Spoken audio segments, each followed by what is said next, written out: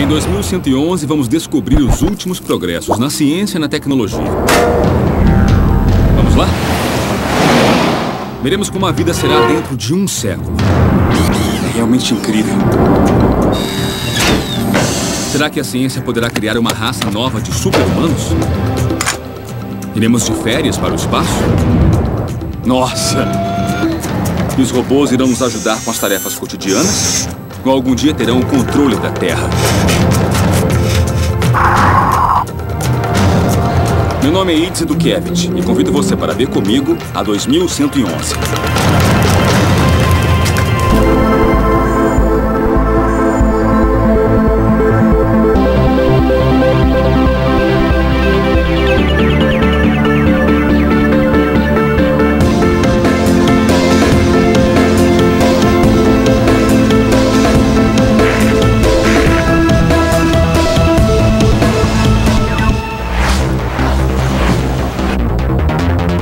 Neste episódio, pesquisarei sobre segurança e prevenção do crime, tecnologias biométricas, técnicas forenses e medidas de prevenção que tornarão as nossas vidas mais seguras.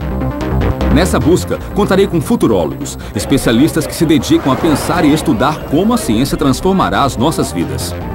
Teremos tecnologias perigosas que vão estar ao nosso alcance, sobre as quais precisaremos tomar decisões morais para desenvolver uma prevenção melhor do crime. São tecnologias poderosas que também podem ser usadas por bioterroristas para reprogramar vírus e torná-los mais letais, contagiosos e criar uma super-arma. É uma faca de dois gumes. Na verdade, eu não acredito que o mundo esteja menos seguro, e sim o contrário. Mas o que está em jogo é uma coisa cada vez maior. Hoje, a melhor proteção que a polícia pode ter é seu colete à prova de balas. Feito com um dos materiais mais resistentes que o homem conhece, chamado Kevlar. O Kevlar é uma fibra sintética 5 vezes mais forte que o aço, desenvolvida no fim dos anos 60. Ao sair da arma, a bala atinge cerca de 500 km por segundo. Quando um projétil se choca no colete de Kevlar, o material é feito para receber e dissipar a energia do impacto, assegurando que a bala não cause ferimento. Infelizmente, apenas isso não basta. Embora o colete aumente as chances de sobrevivência, a bala ainda pode causar enormes danos internos. Por sorte, um pesquisador em Utah está desenvolvendo um material mais eficiente e mais resistente, e que vem da natureza: a teia de aranha. Nesta viagem rumo ao futuro da ciência e da tecnologia, conhecerei 2 heróis bem peculiares que ajudarão em nossa proteção pessoal e na luta contra o crime. São eles, uma cabra e uma aranha.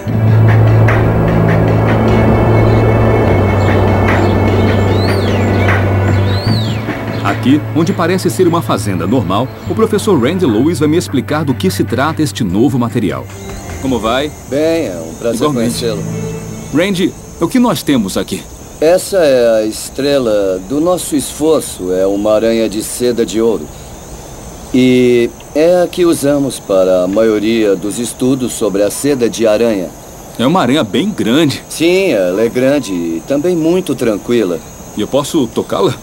Claro. Ela faz cócegas. Dá para ver o rastro que vai deixando como uma trilha de seda. Esse é o material mais resistente que existe, natural ou sintético. Aranhas como essa tecem suas teias com seda há pelo menos 140 milhões de anos. Entretanto, nós humanos trabalhamos com a seda proveniente de larvas há milênios. A teia de uma aranha é infinitamente mais fina e muito mais forte, e é obtida graças a uma cadeia de proteínas produzida no abdômen. O problema é que é muito difícil produzir a seda em larga escala, porque esse tipo de aranha não tem capacidade para isso. Por quê? Elas são territoriais e canibais, e se colocar várias juntas, elas vão se matar até ficar um território para cada, em que elas se sintam à vontade. É preciso criá-las separadamente e isso não seria comercialmente viável. A resposta para a produção em massa da teia de aranha está em um animal nada óbvio: a cabra. O professor Lewis decidiu clonar os genes que a aranha usa na produção da proteína que gera essas fibras e introduzi-los nas cabras. Essas cabras que parecem tão normais são na realidade um cruzamento genético entre cabras e aranhas. Randy Lewis precisa ordenhá-las para obter seu valioso leite aracnídeo.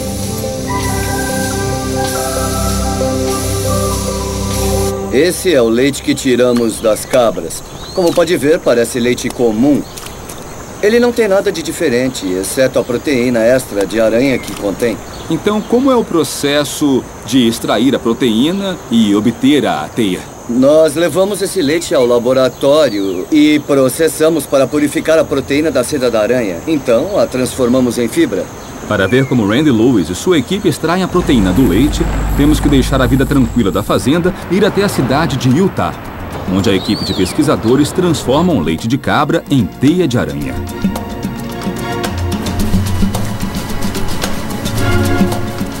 E o que temos aqui, Randy? Esse é o passo mais importante. Assim que purificamos a proteína do leite, nós a redissolvemos e começamos a afiar as fibras.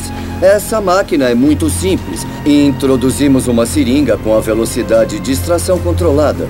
Então o material vai para um banho de álcool, que é muito importante para solidificar a fibra. Aí ela é esticada e se torna 10 vezes mais forte e 20 vezes mais flexível ao passar pela água. Depois ela vem para cá e é enrolada. Então dá para ver o material ser enrolado, certo? Nesse processo conseguimos cerca de 50 metros de material, obtidos com 0,15 milímetros de solução. Então, se quisermos, podemos multiplicar o processo usando uma seringa maior. Da mesma forma, podemos fiar até 10 mil metros de seda de aranha. Então essa é a sua aranha mecânica? É, nossa aranha mecânica. Uma boa descrição. Aqui fazemos o teste mecânico. Essa máquina estica o material, mede a força necessária para isso e o quanto ele aguenta. E ali nós podemos ver a curva. Então é aqui que comprovamos que isso é mais forte que o Kevlar? Exato, ou mais elástico que o nylon. Se você observar a seda de aranha, vai ver que as fibras são bem finas, só 1/5 da espessura do cabelo humano. Nos testes de laboratório, comparamos com algo de tamanho similar. A forma mais simples de entender a resistência da seda é pensar em um cabo de 2,5 cm de diâmetro, que é capaz de parar um Boeing que aterriza sobre um porta-aviões.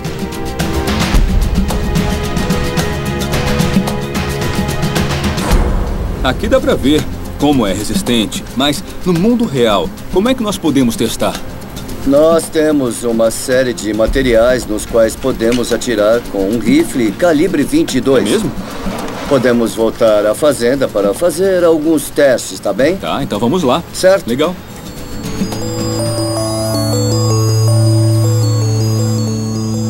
Para comprovar o que fizemos no laboratório, veremos a resistência do material aos disparos. Isso tem 9 camadas bem finas de um pequeno polímero.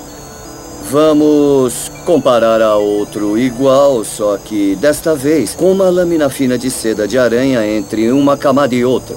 Tá certo. Usaremos gelatina balística para ver o impacto que nós causamos. A gelatina imita a massa do corpo humano e, bem, nos dá uma ideia do quanto a bala consegue penetrar dentro deste material. Tá bom. Então, vamos ver. Tá bem.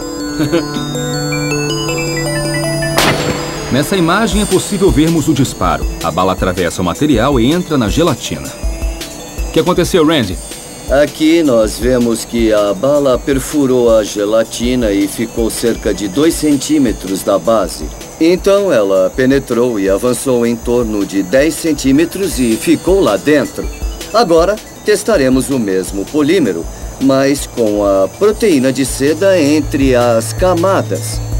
Tá bom, então a teia de aranha no meio dessas camadas. Exato, há uma lâmina fina de proteína de seda entre cada camada. No disparo sobre a placa que contém teia de aranha no interior, o resultado é totalmente diferente.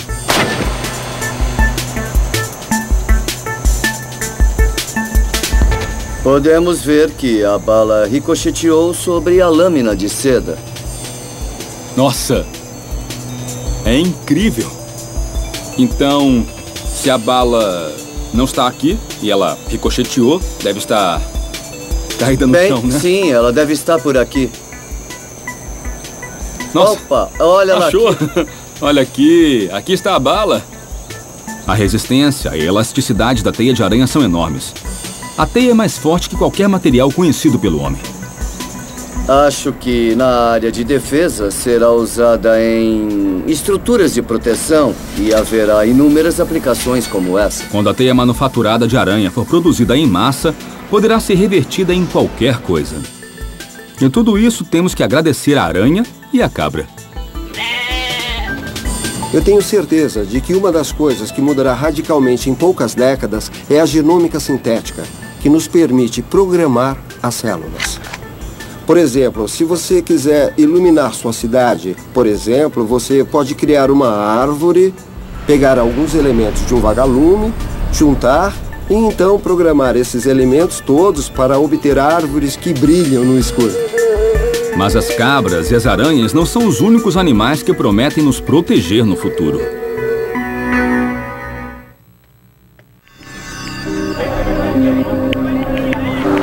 A modificação genética para produzir teia de aranha pode até ser a melhor forma de proteger os nossos corpos. Mas controlar o crime vai além da segurança pessoal. Sistemas de raio-x, scanners, detectores de metal e cães farejadores já estão a serviço da identificação de ameaças contra a segurança pública. O melhor amigo do homem não é o único animal com extraordinário sentido olfativo. Cientistas numa pequena cidade da Inglaterra trabalham numa união peculiar de tecnologia e biologia.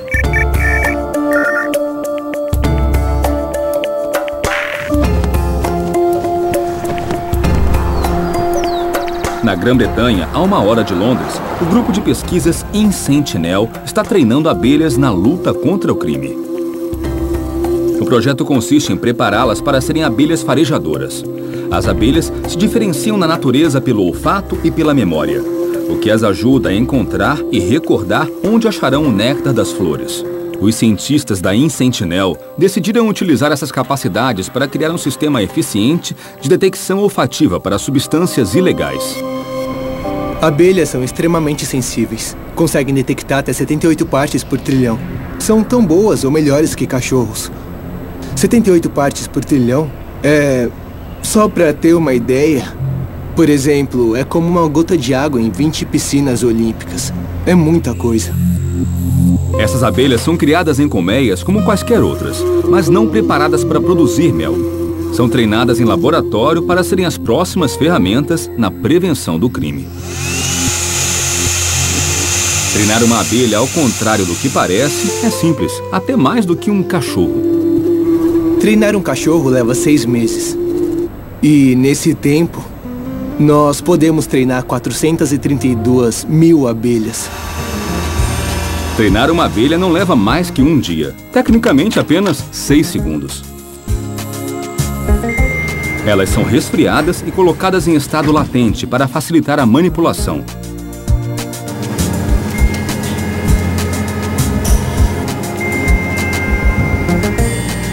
Em seguida, vão para pequenas cápsulas. E já estão prontas para começar o treinamento. Então, elas cheiram a substância que devem reconhecer e são recompensadas com água adoçada. Usamos o clássico reflexo condicionado de Pavlov. Ensinamos as abelhas a associar o cheiro da droga ou explosivos com a recompensa de água adoçada. E diante da evidência, elas vão lembrar. A abelha expor a língua é a reação que buscamos. Usamos o reflexo de extensão da probóscide. Toda vez que são expostas a explosivos, colocam a língua para fora, antecipando o alimento. e podemos medir essa resposta.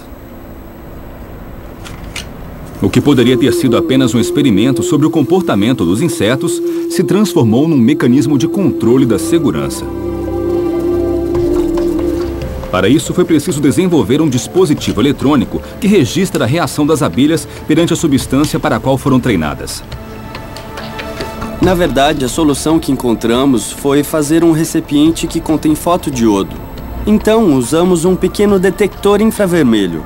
Quando a abelha expõe a língua, o raio é interrompido, indicando que houve uma resposta. Mas abelhas não trabalham sozinhas se pensarmos em cada uma preparada para detectar apenas um cheiro.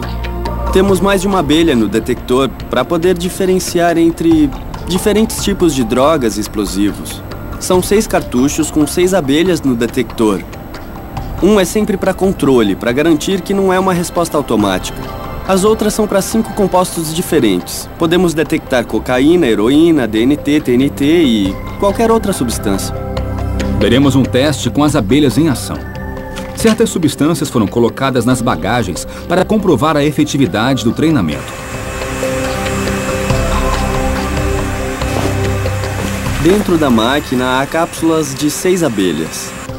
Cada uma treinada para uma substância específica. Nesse caso, treinadas para detectar TNT.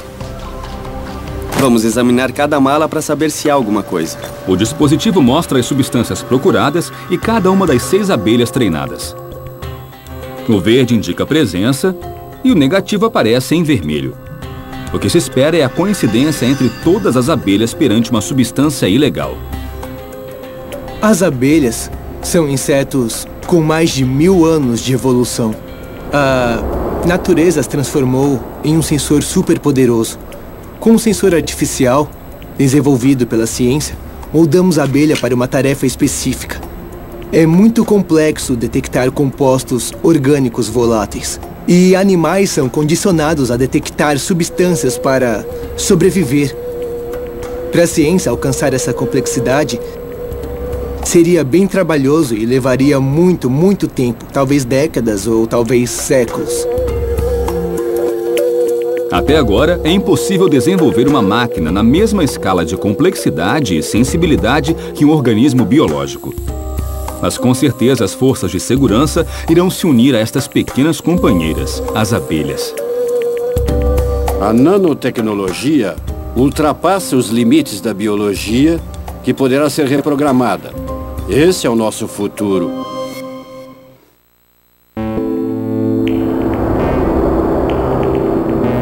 No futuro, nossas fronteiras estarão mais protegidas graças a sistemas que combinam novas tecnologias com as maiores virtudes da natureza. Mas há um mundo que compartilhamos e que não possui fronteiras. No estado de São Paulo, a IBM tem um de seus centros globais que trabalha com segurança em todos os níveis. 1/3 da população mundial está conectada à internet. E no futuro, a internet será fundamental em nossa vida, além do principal canal de comunicação. Ao conectar sistemas, pessoas e objetos, se obtém grandes benefícios, mas também surgem riscos. Todos os principais exércitos do mundo estão preocupados com essa, nós poderíamos chamar, guerra cibernética e começando a tomar medidas preventivas. A IBM já dá uma atenção especial à garantia de segurança em nuvem. A computação em nuvem já é bastante usada e muitas vezes as pessoas nem sabem que estão usando. É a utilização de tecnologias, nós chamamos em ambiente também virtualizado, ou seja, onde eu não preciso ver o equipamento físico. As empresas usam computação em nuvem basicamente para reduzir custos e também para criar coisas inovadoras. Nós vemos que o ambiente de nuvem é muito mais seguro. Ele dispõe de centenas de especialistas em segurança que controlam e monitoram o ambiente. Enquanto aquela pequena empresa no seu data center, escondido num canto, não tem segurança, não tem troca de senhas e muitas vezes nem aplica as correções que o fornecedor do software propõe para ele. O engenheiro Marco Laurea explica como funciona uma das últimas novidades. Um sistema que detecta uma ação criminosa antes que aconteça, o que até então era impossível. Alguns crimes, eles acontecem mais em determinados horários, ou acontecem mais quando está calor do que quando está chovendo, ou correlacioná-los com eventos, por exemplo, a saída de um jogo de futebol. Você cruza essas possibilidades e isso permite à polícia alocar recursos de acordo com essa maior incidência. Levaria centenas de anos para você poder cruzar todas essas variáveis em centenas de milhares de registros de movimentação bancária, de ligações telefônicas. Então, a tecnologia ela é fundamental para auxiliar o investigador para poder fazer essas análises. Nós estamos vendo aqui a Carla, ela está fazendo um empréstimo bancário, um pedido de empréstimo bancário que vai ser aprovado pela Josefa. E um analista de fraude detetou uma possível fraude, recebeu um alerta do software de uma possível fraude e descobriu uma relação de uma terceira pessoa, Jonas, que tem o mesmo endereço da Carla e o mesmo telefone da Josefa. O analista, avaliando essas informações, descobre também que o Jonas é dono de uma empresa que está em processo de falência. A IBM identificou a importância de integração de suas tecnologias com sistemas de monitoramento. Esse é um dos casos em que a tecnologia substitui o ser humano com eficiência. Sabe-se que um operador, olhando 2 monitores por 22 minutos, perde-se 95% de concentração. Com a vigilância inteligente, nós temos garantia de que ele possa ser mais eficiente. Onde eu tenho alertas e consigo ter uma resposta mais rápida. A técnica de identificação é a biometria facial, o reconhecimento de rostos cruzado com uma base de dados. O mais interessante desse sistema é que ele monitora as pessoas sem que elas solicitem nada, nem se deem conta. E como a locomoção no cotidiano se dá a pé ou por meio de transporte, o sistema de vigilância vai além e engloba um programa de leitura de placas de automóveis. A leitura de placas de automóveis, através de uma imagem, ela faz o reconhecimento óptico de caracteres, OCR, para poder transformar letras e números em um arquivo texto. Ela é composta de 3 componentes. Uma câmera posicionada numa altura que eu consigo ler as placas dos automóveis, um software que consegue transformar a imagem em um arquivo texto e um banco de dados onde tenho uma lista negra ou as últimas leituras que eu fiz dentro dos automóveis. A Química Amparo, localizada na cidade de mesmo nome, recorreu à IBM para implantar um sistema completo de segurança.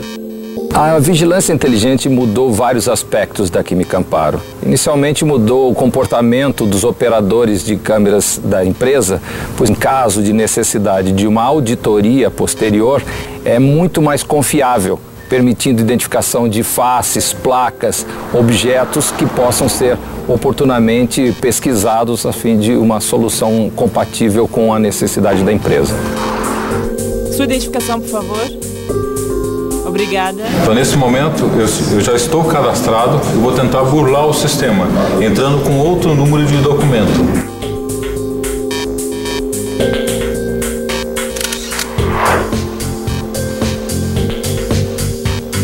Uma vez que eu entrei o documento, ela digitou o CPF, está dando restrição de acesso. Eu estou não autorizado a entrar na empresa. Os sistemas são configurados para oferecer diferentes tipos de alerta de acordo com as necessidades da empresa. Verificamos que o usuário está andando dentro do espaço mais do que o permitido, que pode ser um suspeito dentro da minha fábrica, está configurado para 8 segundos e ele foi alarmado automaticamente sem a necessidade do operador ficar controlando. Cada vez mais nós vamos ver dentro do futuro uma integração de sistemas, não somente uma câmera com um único objetivo, mas integrando e dando alertas e eficiências maior ao sistema. No mundo do futuro, o real e o virtual irão se unir para uma segurança garantida.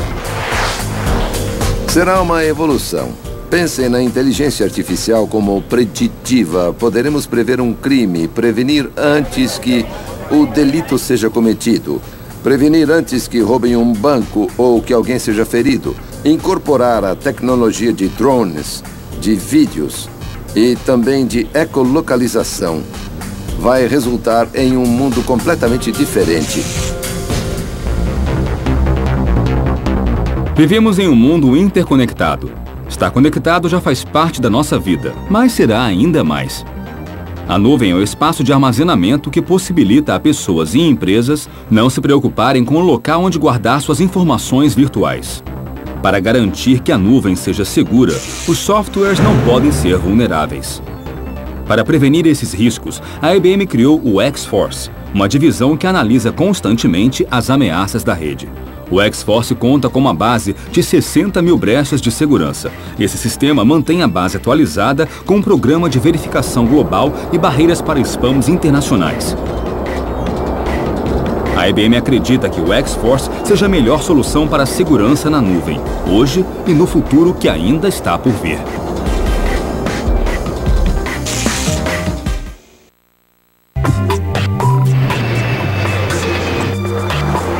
Minha viagem para investigar as tecnologias que deixarão nossas vidas mais seguras no futuro continua nos Estados Unidos. Aqui em Boston, um cientista tem um método que pode fazer com que as mentiras sejam coisa do passado.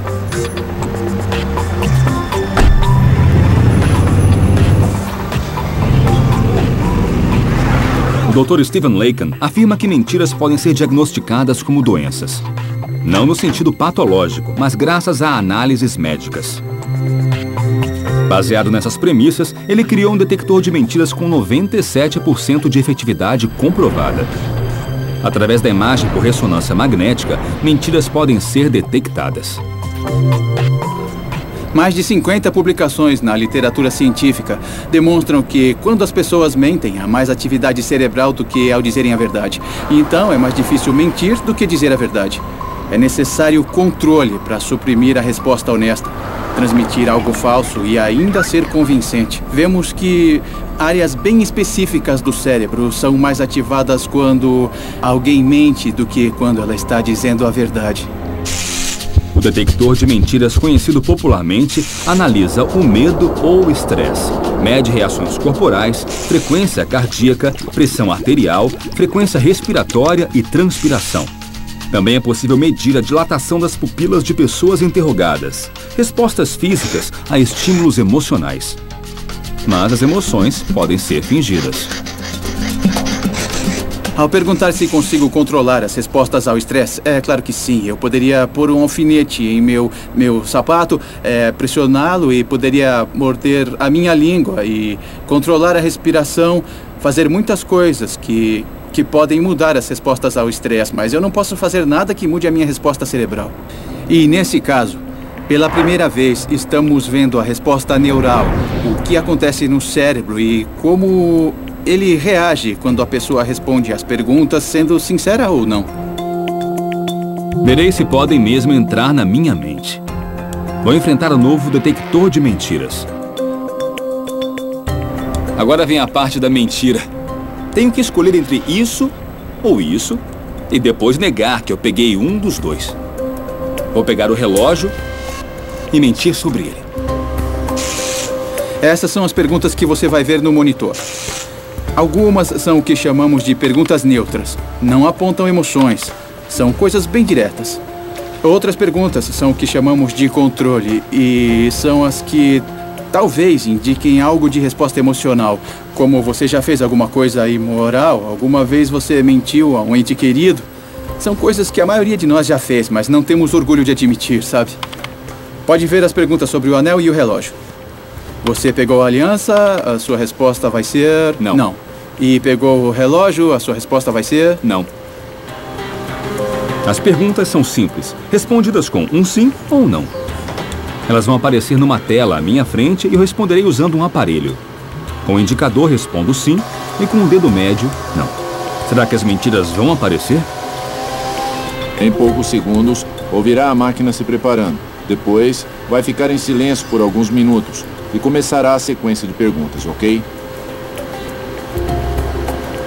O Dr. Laken e seu assistente analisam com atenção os parâmetros de minha atividade cerebral à medida que eu respondo às perguntas. Eles estabelecem um padrão de movimento para as respostas que sabem ser verdade e as que não são. O scanner fotografa o meu cérebro a cada 3 segundos. Ele procura um fluxo de sangue maior, que indicaria que eu estou mentindo.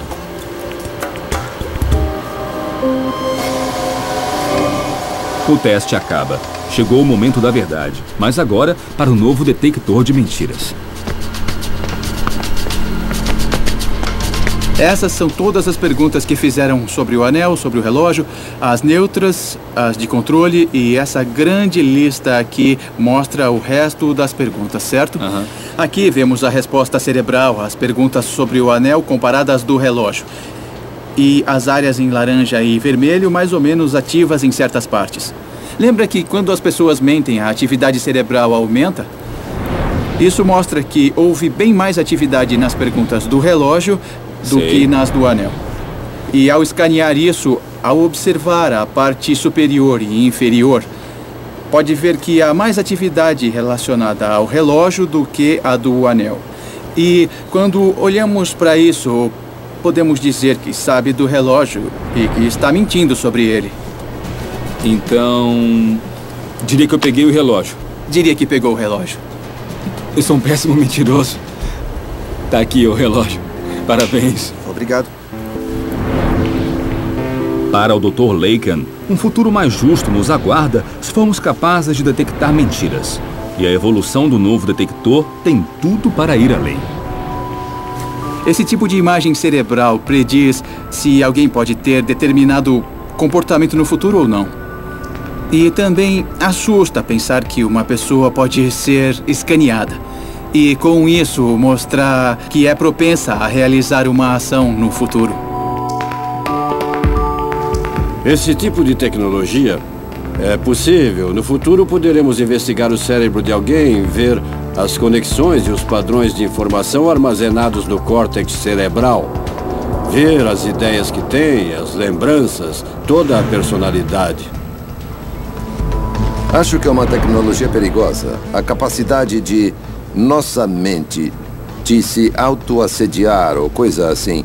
Eu acho que é o que resta do último bastião da privacidade.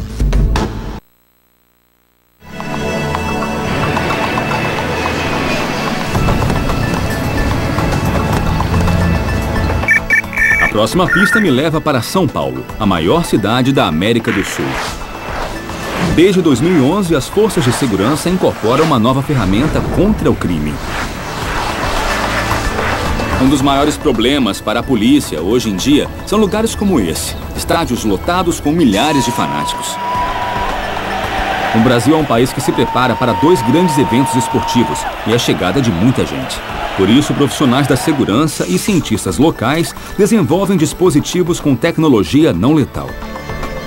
Aqui no Brasil estamos nos preparando para receber pessoas do mundo todo para a Copa do Mundo de Futebol e também para as Olimpíadas. São pessoas que vêm participar de uma festa. A ideia é deter assaltantes sem machucar ninguém e que a polícia atue sem disparar um tiro. A tecnologia se encarrega de oferecer ferramentas e armas para nos defendermos e sem causar nenhum dano. A evolução das armas não letais, eu acho que isso é inevitável. Toda a tecnologia que alcançamos com materiais novos, a nanociência e a neurociência, não deve ser invasiva, mas servir de controle. Nós estamos nos preparando nessa área de tecnologia não letal, desenvolvendo produtos para atender as pessoas do mundo todo, ou seja, um produto multicultural, que possa ser utilizado em qualquer tipo de ambiente, sem causar danos para essas pessoas, né? E esse produto, ou produtos dessa natureza, que são novos, para conter apenas o agressor e deixar com que o restante do público participe da festa, do evento, é muito importante. No Brasil, as armas não letais são desde o cachorro, que é utilizado pela polícia, armas de choque, spray de pimenta, bala de borracha, espargidores de gás lacrimogêneo também. São armas mais comuns utilizadas no Brasil. A grande desvantagem de um spray lacrimogêneo, um gás de pimenta, é que todas as pessoas que estão envolvidas, estão próximas, são atingidas. Há problema respiratório, problema de asfixia postural, onde a pessoa chega a ter desmaios.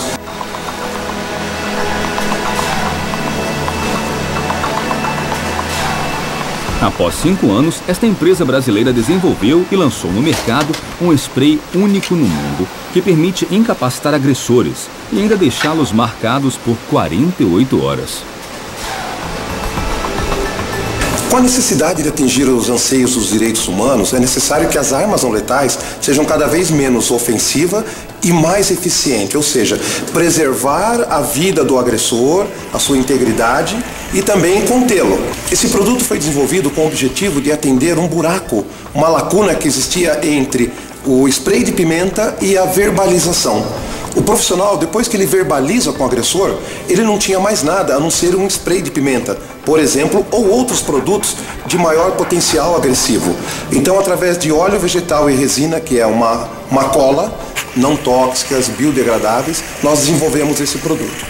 É considerado como 0.0 na escala de irritação cutânea, ocular e dose letal. O Coronel Santana faz parte da equipe de teste e nos mostra como funciona o spray e seu nível de eficácia, evitando danos a terceiros. Qualquer pessoa que se sinta ameaçada a uma distância de 3 ou 4 metros, ela pega o spray, lança à frente, retira o lacre, lança diretamente no rosto do agressor, sem se preocupar com quem esteja próximo, porque essas pessoas não serão atingidas. Quando o agressor recebe o jato, ele sente uma temperatura de 4 graus negativos. Isso gera muito desconforto nos olhos, no nariz e na boca, porém, ele consegue respirar. A partir de determinado tempo, essa substância fica muito pegajosa no rosto e no cabelo, causando muito desconforto. Das vantagens que esse spray tem sobre outros sprays, o spray adesivo, além da incapacitação que ele faz momentânea, ele identifica o agressor, onde ele vai ser localizado muitas horas depois. Ele não consegue se limpar com água, por isso ele vai estar sempre identificado. Esse produto inovou e revolucionou a segurança no Brasil, não apenas por ser uma nova ferramenta das forças de segurança, mas porque, ao ser inofensivo, pode ser usado por qualquer cidadão.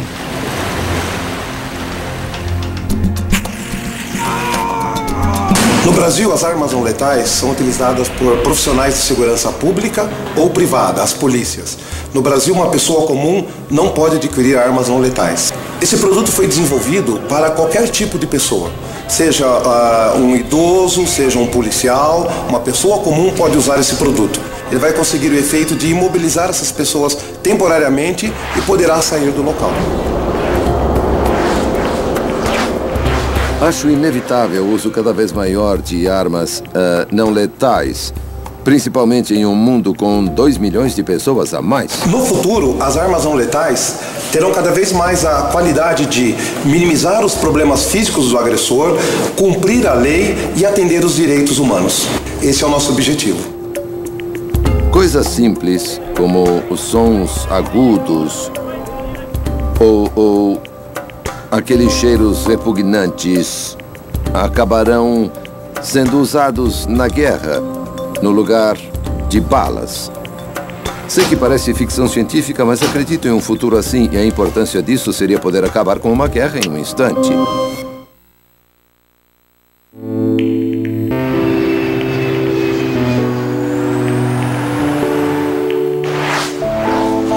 Nossa viagem continua perto de Birmingham, no Reino Unido. A Red Web Technologies se tornou a mais inovadora empresa provedora de sistemas de segurança do país. E é chamada de marca forense. Mick Kitt já fez parte de diversas forças de segurança. E hoje é chefe de projeto dessa empresa que desenvolveu uma ferramenta de última geração para solucionar o maior problema com o qual se deparam os sistemas judiciais e as forças de segurança no mundo todo. O mais difícil para prender um criminoso é associá-lo à cena do crime ou incidente. É o mais difícil porque o delinquente sempre nega a participação no delito. O maior desafio para a polícia é levar o criminoso ao sistema judiciário e conseguir provar irrefutavelmente o caso contra ele. Esta empresa lançou no mercado um sistema que utiliza tecnologia molecular para marcar e procurar criminosos e evidências. A tecnologia de marcação de transgressores está no produto Century 500, um aerosol colocado escondido no teto falso do lugar, como uma loja ou banco. A unidade não é visível ou parece um bocal pequeno para quem olha para cima.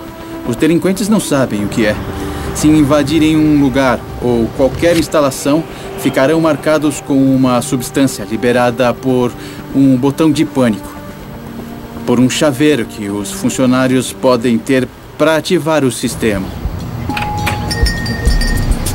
Além do produto ser invisível ao criminoso, cada dispositivo esguicha um código molecular único que só pode ser associado ao lugar onde o delito foi cometido. Assim, se cria uma evidência irrefutável de que o delinquente esteve ali. A evidência é muito contundente. Não há como o criminoso corromper a prova, já que ela é biológica, ela é orgânica. E não é possível reproduzir ou modificá-la de forma nenhuma. A substância que utilizamos não desaparece com o tempo. Por ser orgânica, dura indefinidamente. Teoricamente, milhões de anos, se não for achada. No caso de um delito, a evidência é recuperada, analisada e tem o código encontrado, que é comparado com o código provido pelo laboratório. Até um ponto no tempo, a data registrada, a localização e o proprietário. É totalmente autenticado. A polícia pode afirmar que alguém esteve na cena do crime, porque terá uma marca química na roupa, na pele ou no que tiver tocado. Vinculamos o criminoso com a cena do crime. Essa é a essência da tecnologia de detecção forense. Há trilhões de códigos únicos, o que torna essa tecnologia de detecção extremamente efetiva, superando as impressões digitais e ainda individualizando o DNA humano.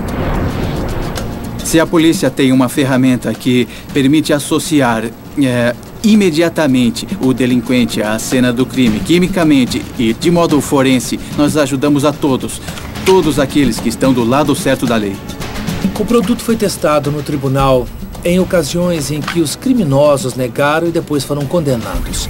Na condenação, ao confrontar o delinquente com o fato de que está marcado com o produto, ele normalmente confessa o delito imediatamente, evitando assim que vá a julgamento e seja declarado inocente. Creio que é sempre necessário estar a par das últimas tecnologias. Os criminosos vão achar um meio de resistência em todo momento, e isso é inegável. E quanto mais disponíveis essas tecnologias estiverem, mais irão combatê-las. Por isso, acredito que sempre temos que avançar junto com a tecnologia. Há outro tipo de tecnologia que oferece o que chamamos de ecolocalização, que é quando uma arma de fogo é disparada e podemos localizar, em tempo real, em qual parte da cidade ela foi disparada. E podemos combinar isso com tecnologia de imagem, para encontrar a pessoa que disparou a arma. A repercussão dessa ferramenta pode ser enorme, sem mencionar o uso de drones teleguiados. A telerobótica pode fazer veículos voarem, aviões deste tamanho com câmeras que permitem captar imagens em tempo real. Podemos ter 10 teleguiados sobrevoando a cidade. De fato, há quem acredite que já estão sendo usados. Em minha viagem ao futuro, eu vi o início do mapeamento cerebral que pode diferenciar a verdade da mentira. Fibras novas extraordinárias que podem deter o disparo de uma bala. E uma gama enorme de tecnologias que nos ajudarão a resolver crimes e a deter criminosos. Com certeza irão existir no futuro. Mas com essas tecnologias, o mundo será um lugar mais seguro no próximo século. Assim será o futuro. Assim será 2111. Versão brasileira, Tempo Filmes, São Paulo.